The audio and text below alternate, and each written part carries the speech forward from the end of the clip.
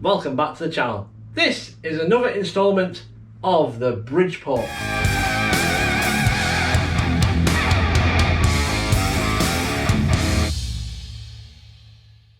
Since the last episode, we have lifted the machine up, put it on some old scaffolding poles, and we've rolled it forward. So she currently sits on some scaffolding poles, so we can access the back. So as you can see, I've pulled the motor out, which usually sits inside and there's a clip that goes round. Half of the clip is missing, but more interestingly, I think this could be the issue to why it didn't run. This lovely, gloopy, oh, I don't know what it is. It's quite crumbly actually. It looks very jellified on the top. I've now got to disconnect the cable and then somehow get inside and scrape out all this horrible stuff. Right, so we'll disconnect the coolant pump, which is this one. Now, don't panic, ladies and gentlemen, this machine is not connected to power because we don't have three-phase in the workshop. And as with everything, someone's already been in and loosened things off. So we can get in.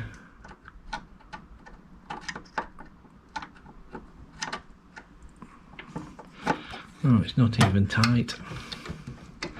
I'm going to assume that they've had issues with this before. I'm going to assume they had issues. Just need to get the wrong side. Oh, there we go.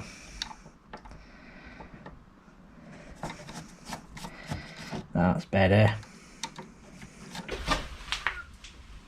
Just put me up and up inside. Right. There is the pump. Hopefully we can rescue it. Interesting.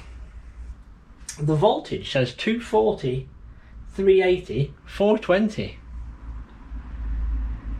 But it does say three-phase on it. Maybe we won't be rescuing this. Maybe we'll be fitting a new coolant pump because really we want one on 240.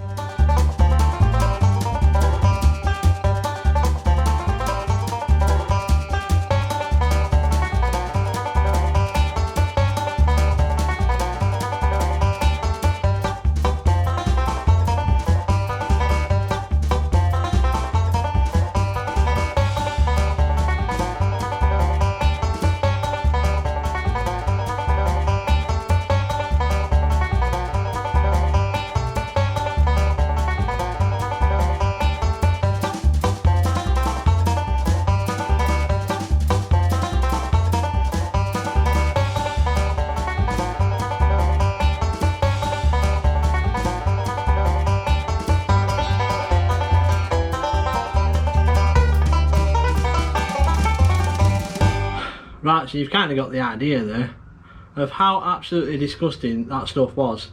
As you could see what was coming out. Absolute gross. And it stank as well. It's as clean as I'm going to get it.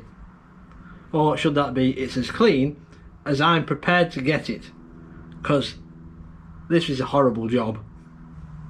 Some other time we'll look at the coolant pump and see whether we can run it off 240, but We'll have a look. We'll see what we can do. Like I said, I do want to get coolant back on this machine. I don't like milling without coolant. In fact, I don't like using any metal processes really without coolant. And so far, I've got no machines that have the coolant capabilities. A bit of a tip: if you've got your Bridgeport and somebody's filled it with grease, and you've done like me, you've taken it apart. This is how you get the grease out of the line from the grease nipple to the outlet, which is here. You basically get your greaser and you have it filled with whey oil and you just pump it in like normal grease, and as you'll see here we should get this worm of grease start to appear. There we go, and just keep pumping the whey oil in until, there you go, it's come out. There we go. And that's it. That's how you get the grease out. Now obviously before we put the machine back together again, fully, I will leave the whey oil in, let it just soak up a little bit, and then I'll pump some more. I'll pump fresh through and get rid of the stuff that's in there now, because hopefully it's just going to loosen any further bits of grease. Now the only other thing you need to do is you need to push the grease. The grease comes down to the tail, the dovetail here. So you just need to push the grease out. I'm just using a scriber. You'll get the majority of it out, like so.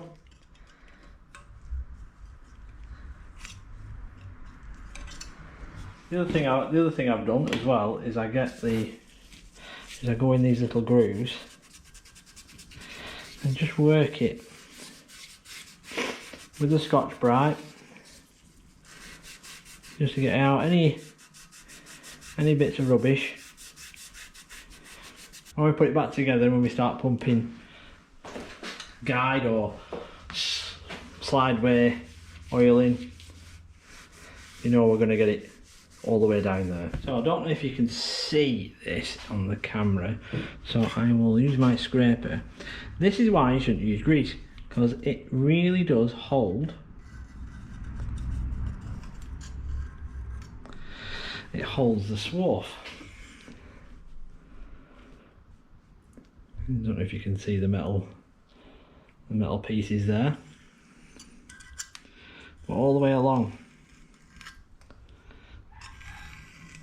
it's just full of very small filings, and they're the things that do the damage.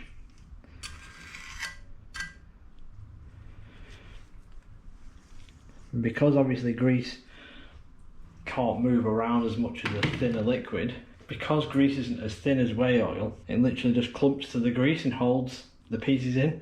So it's those that do the damage to the beds. So this is the underside, which I've not cleaned yet. So I'm just about to clean that. We're going to have to order some grease nipples, because there's the ones on the front, there's some missing. And I think they're 3/8. So for now I've had to take one out, so I can move it around the different holes to get the grease out of these beauties here, which are absolutely disgusting. I'll give this a clean, but yeah, you can see there's all sorts of swarf here.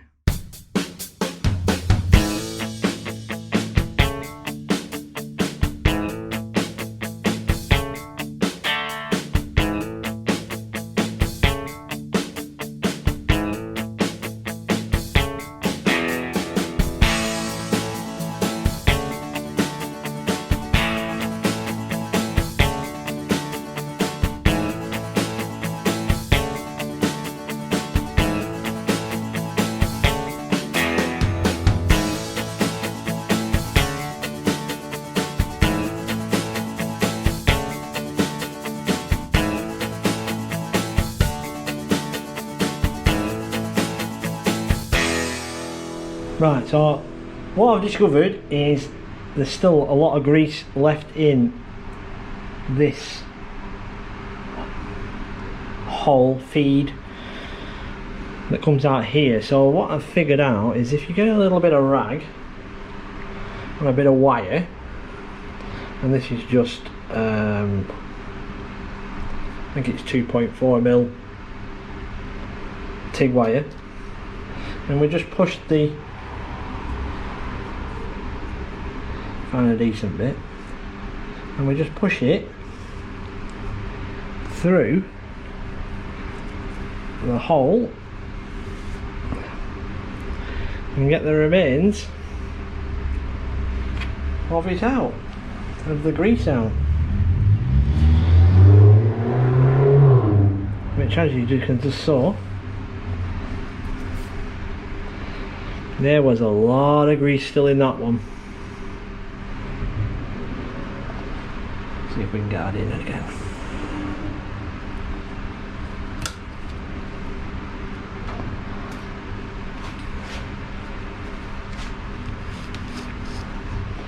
There we go.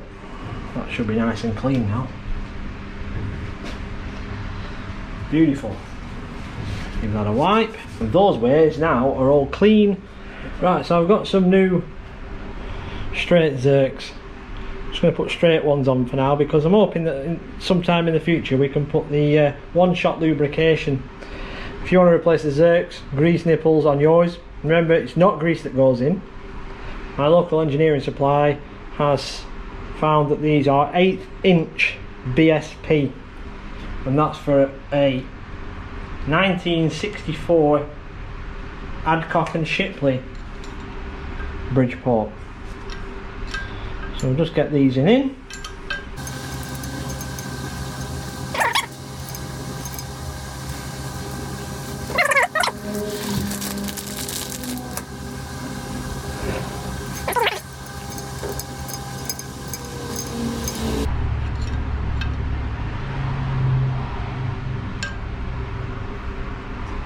So we can get the oil now to the ways on the knee now.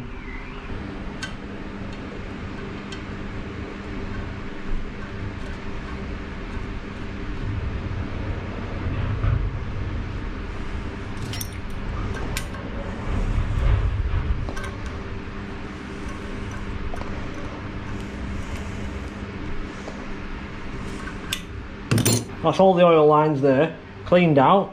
We've got the new grease nipples Zerk on, so that's now ready to go back onto the knee.